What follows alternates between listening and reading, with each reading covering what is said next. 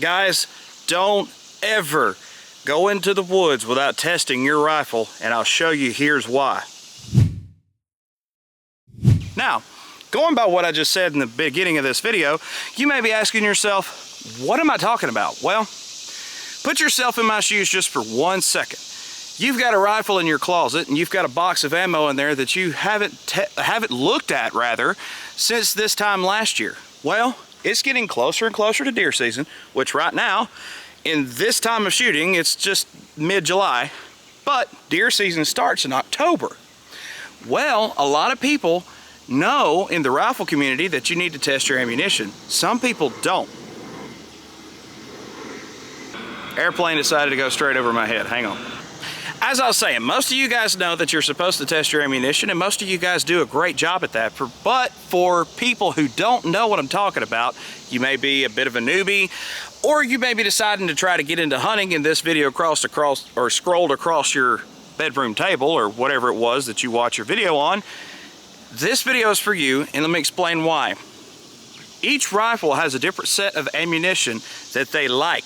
That's why reloaders test their ammunition to make sure that they fine-tune the ammunition of their choice to the best of their rifle's liking. Now, what does that mean for people who would buy factory ammo?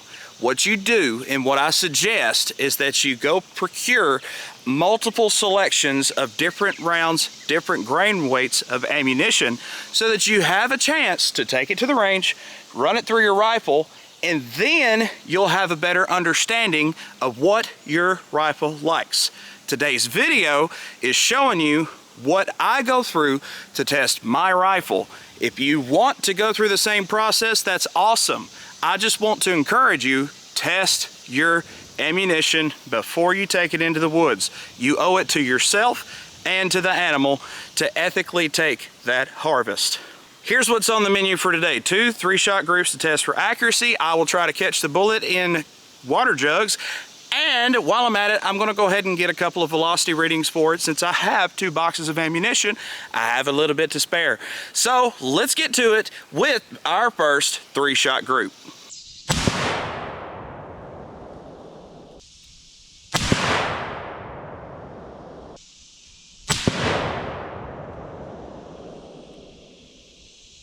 Okay guys, on first inspection, this right here looks like a large group. Let me put something in perspective for you. Here's the end of a 12-gauge shotgun shell. There you go. So these plates are kind of small. The end of this shotgun shell is about 3/4 of an inch.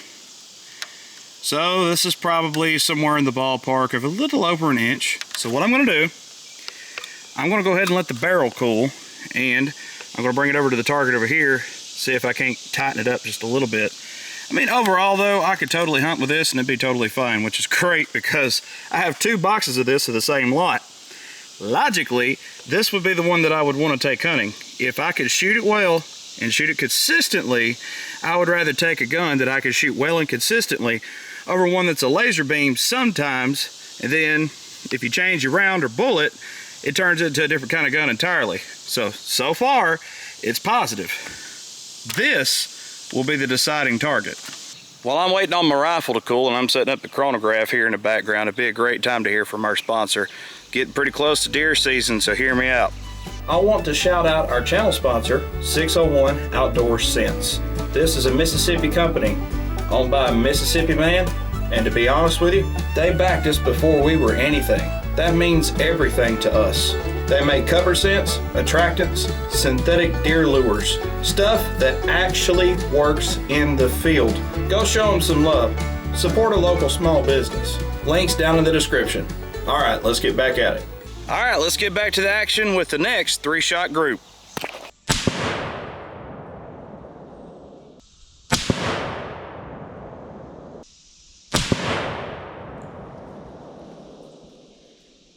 Well guys, okay, first group was okay. The second group, it opened up considerably. I'm a little disappointed. But let me be clear about something. Just because I'm disappointed, I'm not saying this is bad ammunition. I'm also taking into consideration the circumstances of which I'm shooting today. Today is a very hot day.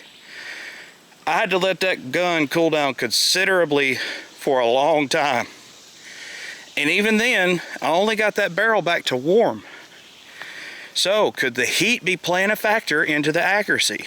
Yeah, absolutely. Am I gonna have to come back and do this video again? Or test this ammo, not on camera, later on? Yeah, I am. But see, that's the whole point.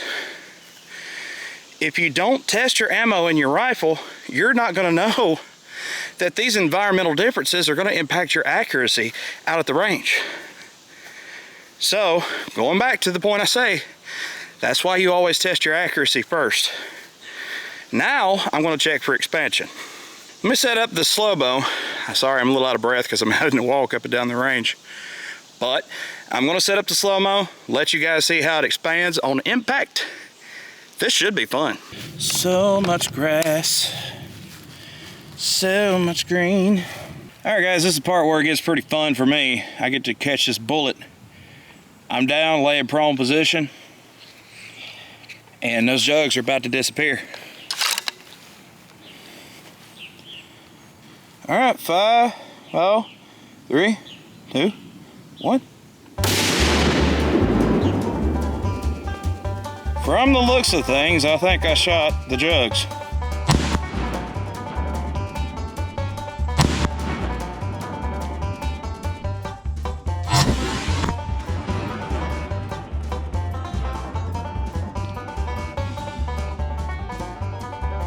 Okay, so from what I can tell, we got 3 jugs of penetration, which means I have one to use for later. So this one's gonna go over here. Hang on.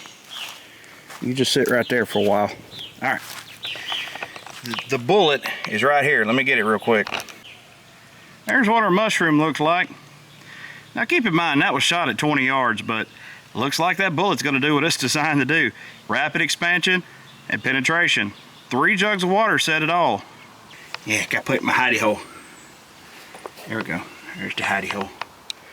Where'd my bullets go? Someone stole my bullets. Where are they at? Oh, they're down here. Never mind. Okay. Well, anyway, next one for the hidey hole. All right, guys. I'm going to go ahead and get some chronograph readings. I'll do a couple of... I'm planning on doing a 3-shot string about 15 feet away from the chronograph. I'll call them out as I see them. No read. They bag up further. There's a bush. Shot number 2. No read. Okay. They come closer. Shot number 3. There's one. So out of the 2 shots that I got, the one velocity measurement that I did get was 3170, which is quite impressive out of a 20-inch barrel. So I'll take it. Just so you see, I ain't making it up. Remington Core-Lok 150 grain, 3170 out of a 20-inch barrel, Ruger America Gen 2. So here's my final thoughts. First of all, it's hot. Second of all, this is why you test your ammo. I'm going to go back and revisit this Core-Lok stuff because that first group that I got had some promise to it. The second one, I think, is because it was a warm barrel. Now, do me a favor, if this video was helpful, go ahead, consider a subscription. We hope that we earn your subscription by offering you good, entertaining videos. I'm also curious, what do you like to run to? Are you old school like me? You like the new school stuff? I mean, honestly, I don't think any of it really matters as long as it kills and it kills ethically and accurately. So overall, my results on my test today say that I need to come back under a different set of circumstances to where it may be cooler and revisit this ammunition to see if it still underperforms or if it does better with a different temperature. Guys, if this is the first time we're seeing each other, it's nice to meet you. If this is not the first time we're meeting, it's good to see you guys again. I hope everybody's doing good on your side of the camera.